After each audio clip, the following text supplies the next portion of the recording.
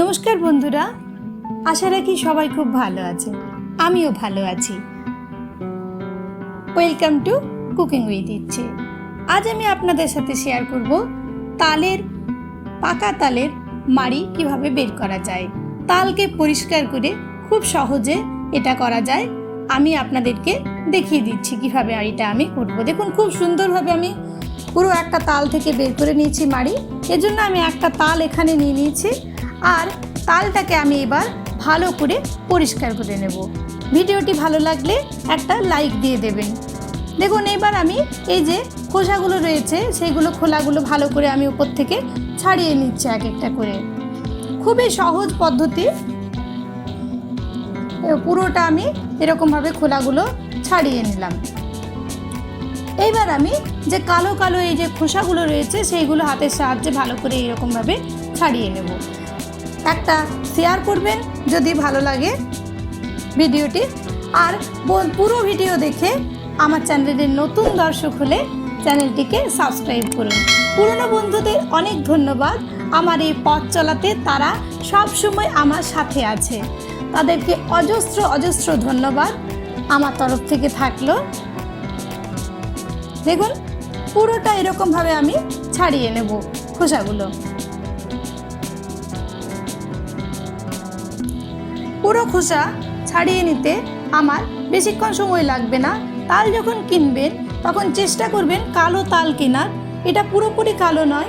আমার অলরেডি চ্যানেলের পেজে দুটো তালের রেসিপি দেওয়া আছে। দেখুন, মাথাটাও আমি ছাড়িয়ে নিলাম, আর তারপর আমি আটিগুলো এরকমভাবে আলাদা করে নেব। এবার আমি একটা গ্রেটার নিয়ে নিয়েছি। আপনারা চাইলে ফুটো ফুটো থালা বা ঝাঁঝরাও নিতে পারেন। এবার আমি এক একটা আটিতে একটু করে হালকা জল, ঠান্ডা নর্মাল টেম্পারেচারের জল নেব, আর একটু করে জলটা আমি আটির মধ্যে মাখিয়ে নেব, আর তারপর আমি গ্রেটারে এটাকে ধীরে ধীরে গ্রেট করে নেব। আমার চ্যানেলের পেজে অলরেডি তালের লুচি আর তালের ক্ষীর মালপোয়া দেওয়া আছে। কেউ বানাতে চাইলে বানাবেন, আর জানাবেন যে রেসিপি বানাতে আপনাদের কোনো অসুবিধে হলো কিনা বা রেসিপিটি খেতে কেমন লেগেছে। দুটো রেসিপি অনবদ্য খেতে। তার মধ্যে ক্ষীরের যে তালের মালপোয়াটা আছে সেটার তুলনা পাওয়া দুর্লভ, অপূর্ব। যে তাল খায় না তারও ভাল লাগবে, একটুও বুঝতে পারবে না যে কী খাচ্ছি। স্বর্গীয় স্বাদের। দেখুন, আমার অনেকটাই গ্রেট হয়ে গেছে।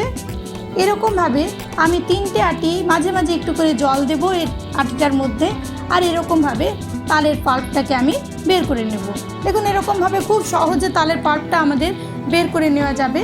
আপনাদের যতটা দরকার ততটাই বের করবেন। এমনকি তালের পাল্পটা আমরা এই পাল্পটাকে কালেক্ট করে 7 থেকে 8 দিন ফ্রিজেও রাখতে পারবো।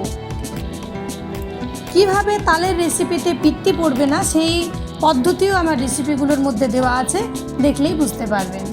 দেখুন, আমার এরকমভাবে কালেক্ট হয়ে যাচ্ছে। একটা আটি আমার হয়ে গেল। এবার আমি আরেকটা আটি নিয়ে নিয়েছি, সেটাতেও জল লাগিয়ে এরকমভাবে আমি 3টে আটি ভালোভাবে 3টে আটির থেকে তালের মাড়িটা বের করে নেব। ধন্যবাদ।